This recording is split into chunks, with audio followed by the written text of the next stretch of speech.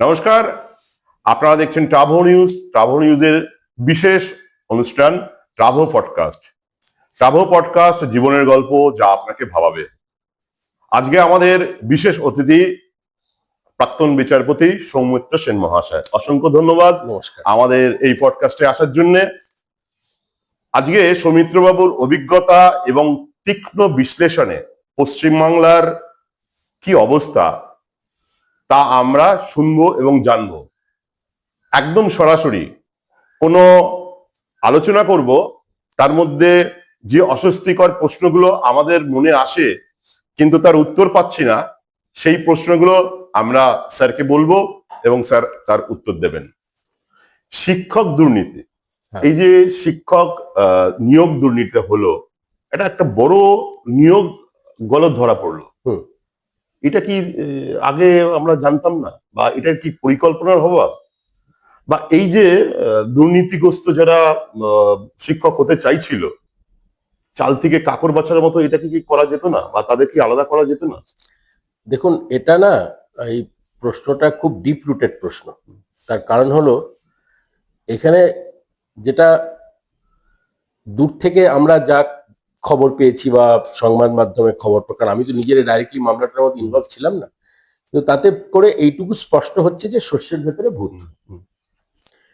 আমাদের জুডিশিয়াল সিস্টেমে দেখুন, তিনটে টিয়ার আছে: trial court, division bench, supreme court.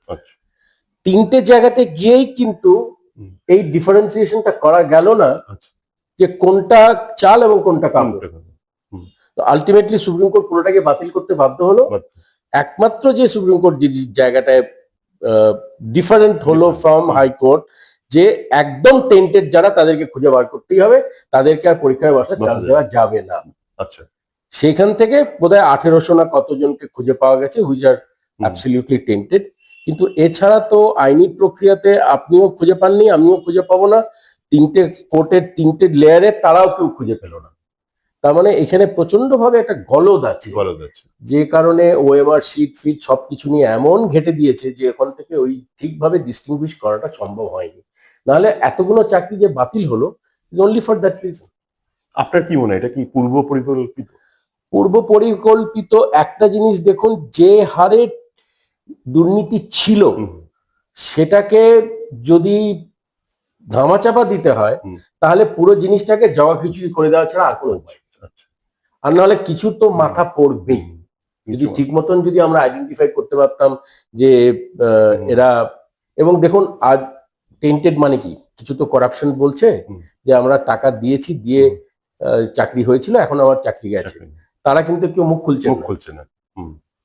যে কাকে দিয়েছি, কত দিয়েছি, সেটা কিন্তু এখনো উজ্জ্বল থেকে গেছে। সেটা কোনদিন প্রকাশ পাবে কিনা আমি জানি না, কিন্তু এতো it's a very dangerous situation. তার মানে যারা যোগ্য প্রার্থী ছিল তারাই সাফারার, তারাই অ্যাকচুয়াল সাফারার। যারা কষ্ট করে পরীক্ষা দিয়ে চাকরিটা পেয়েছিলেন, তারাও আজকে ওই খাড়ার গায়ে পড়তে হলো।